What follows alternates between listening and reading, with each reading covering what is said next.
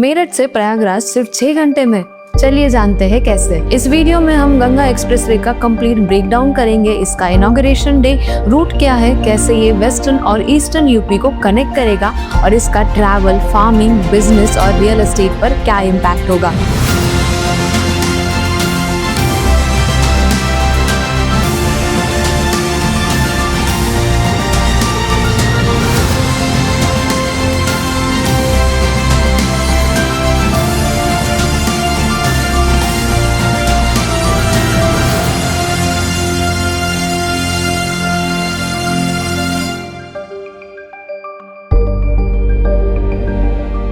Prime minister Narendra Modi ji ने 29 अप्रैल 2026 को उत्तर प्रदेश के हरदोई डिस्ट्रिक्ट में गंगा एक्सप्रेसवे का इनॉग्रेशन करने का प्लान किया है। सेरेमनी सलेमपुर विलेज, मल्लवन तहसील में प्लान की गई है। ये सिर्फ एक ओपनिंग इवेंट नहीं है। इस इनॉग्रेशन के साथ उत्तर प्रदेश के रोड नेटवर्क में एक और मेजर कॉरिडोर ऑफिशियली ऐड होगा। सबसे इंटरेस्टिंग बात ये है कि हरदोई डिस्ट्रिक्ट को इनॉग्रेशन लोकेशन इसलिए चूज किया गया है क्योंकि एक्सप्रेसवे का सबसे लंबा स्ट्रेच इसी डिस्ट्रिक्ट से गुजरता है। अब बात करते हैं एक्चुअल स्केल की।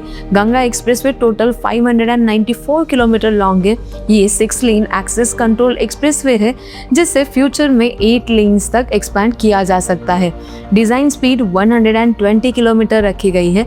अप्रूव कॉस्ट 36,230 करोड़ है और लैंड कॉस्ट के साथ टोटल एस्टिमेट अराउंड 37,350 करोड़ तक जाता है। ये एक्सप्रेसवे बिजोली विलेज मेरठ से स्टार्ट होगा और जुदापुर दांडू विलेज प्रयागराज के पास टर्मिनेट होगा। मतलब वेस्टर्न उत्तर प्रदेश से ईस्टर्न उत्तर प्रदेश तक एक डायरेक्ट हाई स्पीड कॉरिडोर मिलेगा। ये एक्सप्रेसवे टोटल 12 डिस्ट्रिक्ट से गुजरेगा। मेरठ, हापुड़, बुलंदशहर, अमरोहा, संभल, बादुन, शाहजहांपुर, हरदोई, उन्नाव, रायबरेली, प्रतापगढ़ और प्रयागराज। इसी के साथ लगभग 519 विलेजेस को बेटर कनेक्टिविटी मिलेगी। इसका मतलब ये प्रोजेक्ट सिर्फ सिटी कम्यूटर्स के लिए नहीं बल्कि रूरल एरियाज के लिए भी काफ़ी इम्पॉर्टेंट है। स्मॉल बिजनेसेस, फार्मर्स और डेली ट्रैवलर्स के लिए नियर बाय टाउन्स और मार्केट्स तक पहुंचना ईजी हो सकता है। अब आते हैं उस फीचर पर जिसके बारे में सबसे ज़्यादा डिस्कशन हो रहा है। शाहजहांपुर डिस्ट्रिक्ट में 3.5 किलोमीटर इमरजेंसी लैंडिंग स्ट्रिप बनाई गई है जहां इंडियन एयरफोर्स एयरक्राफ्ट लैंड और टेक ऑफ कर सकते हैं। अब बात करते हैं करंट रेडीनेस की। मार्च 2026 तक major civil work largely complete हो चुका था। स्ट्रक्चर्स रेडी है और मेन कैरेज वे का काम ऑलमोस्ट फिनिश स्टेज पर था। Remaining work mainly finishing touches का है। Service roads, safety barriers, plazas और यूटिलिटीज, ट्रायल रन्स और टोल सिस्टम टेस्टिंग भी कंप्लीट हो चुकी है। इसी वजह से इनॉग्रेशन डेट अनाउंस की गई है। मेरठ से प्रयागराज रोड जर्नी जो अभी अराउंड 12 आवर्स लेती है वो 6 से 7 घंटे में ही कंप्लीट हो सकती है।